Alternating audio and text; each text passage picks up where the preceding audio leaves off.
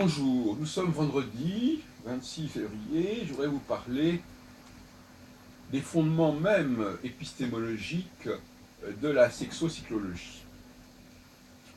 D'où ça sort, comment ça fonctionne, d'où ça vient.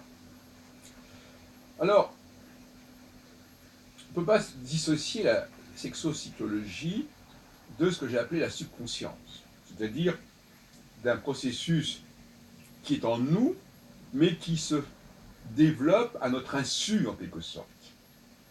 C'est une partie de nous qui capte des informations qui ne sont pas conscientisées et qui se répercutent sur notre comportement. Mais ces informations, nous n'allons pas les chercher.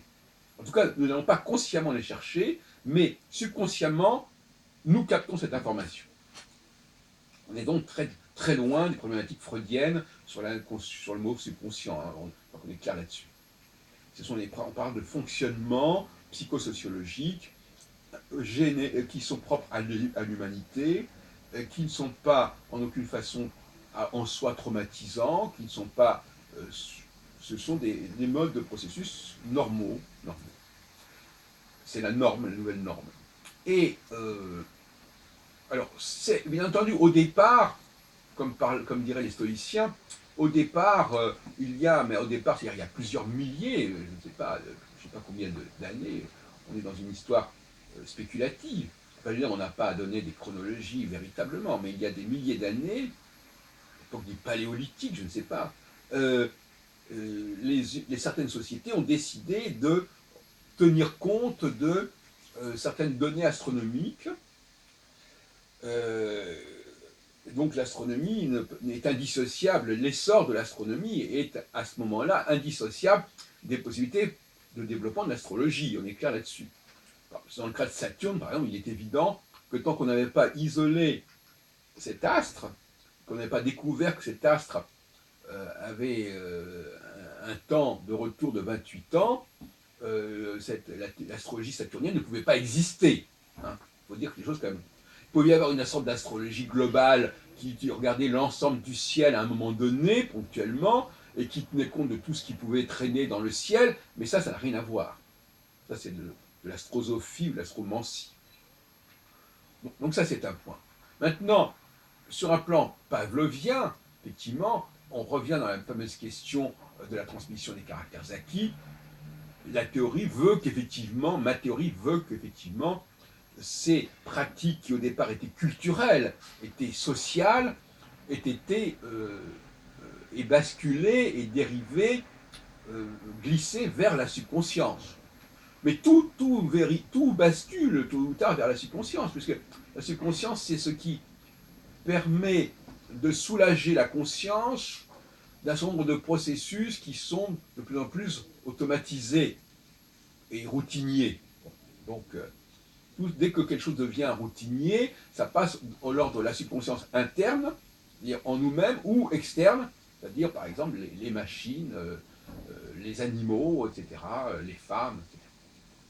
Donc il y a deux types d'échappatoires à la contrainte qui sont intérieurs en structurant notre appareil digestif, circulatoire, mental, etc. Et puis en structurant l'environnement extérieur. Donc deux formes de subconscience. Maintenant, aujourd'hui, comment peut-on valider cela? Alors, on peut le valider par l'observation comportementale dont je ne cesse de parler, c'est-à-dire voir que effectivement les comportements évoluent, se transforment, changent, que les femmes n'ont pas toujours la même attitude, que ça dépend également de ce certain nombre de paramètres. Et puis, il est possible qu'il y ait aussi, au niveau des neurosciences, des moyens de vérifier que notre activation, l'activation de certaines zones de notre cerveau, n'est pas la même chez les hommes et chez les femmes, et en tout cas chez l'un ou l'autre, il suffit qu'il y en ait un des deux pour que l'ensemble du processus se développe, que quelque part l'un ou l'autre des deux partenaires, le masculin ou le féminin, soit marqué dans son mode de fonctionnement cérébral, nerveux, ou peut-être même intestinal, si on veut inclure maintenant, on parle beaucoup du cerveau intestinal, peu importe. En tout cas, il y a là quelque chose qui est activé ou désactivé ou suractivé et qui, tôt ou tard, devra être mis en évidence. Et à ce moment-là, on vous montrera, dans quelques décennies peut-être, j'espère pas trop tard, pas avant ma mort, si possible, on montrera que le passage de Saturne dans l'alignement, hein, il s'agit simplement d'un alignement visuel et purement de perspective, le passage de Saturne, donc les astronomes ne commencent pas à nous dire que Saturne ne peut pas être conjoint avec une étoile fixe, merci beaucoup du conseil. L'alignement visuel tel que les hommes du Paléo pouvaient le percevoir et l'intégrer en tant que signal, le signal n'a pas à être une réalité astronomique, il a à être une réalité visuelle, une réalité visuelle ancienne, ce qui n'est pas le cas visuel et à l'œil nu, ce qui n'est pas le cas d'Uranus ou de Neptune, qui sont ni à l'œil nu, ni connus depuis toujours, etc., etc. Donc, on est d'accord ici.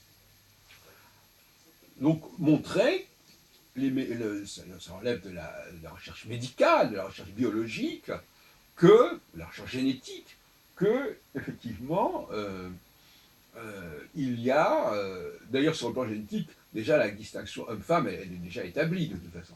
Bon, il est évident que enfin, il serait montré, parce que je ne veux pas anticiper, ben, on montrerait que nos réactions, notre système réactif sur le plan sexo-psychologique, si on peut dire, qui fonctionne donc dans le domaine de la subconscience, qui n'est pas du tout question de dire que les hommes regardent Saturne évoluer dans le ciel aujourd'hui. Ils le faisaient il y a X milliers d'années, mais aujourd'hui ils ne le font pas. Mais quelque part dans leur subconscience, ils continuent à le regarder. Cette culture se perpétue, c'est une culture de la subconscience, c'est une connaissance du ciel de l'ordre de la subconscience et non pas de la surconscience. Et non pas de l'acquisition d'ouvrages qui vous disent où sont les astres, où sont les constellations, où sont les étoiles. C'est pas ça du tout ça, ce sont les astronomes aujourd'hui qui le font, et on va au planétarium pour ça, mais ça n'a rien à voir avec notre bagage subconscientiel qui permet de savoir où sont les choses, de les observer, sans que nous en rendions compte en quelque sorte. Donc effectivement, il faudra montrer qu'il y a un processus déclenché par l'alignement, ou par l'approche de cet alignement, et qui se dissout, qui se défait, alors quand cet alignement n'existe plus, quand le signal au sens pavlovien, je pense au chien de Pavlov, quand le signal ne passe plus, n'est plus lisible, à ce moment-là, effectivement, le processus de rapprochement entre les hommes et les femmes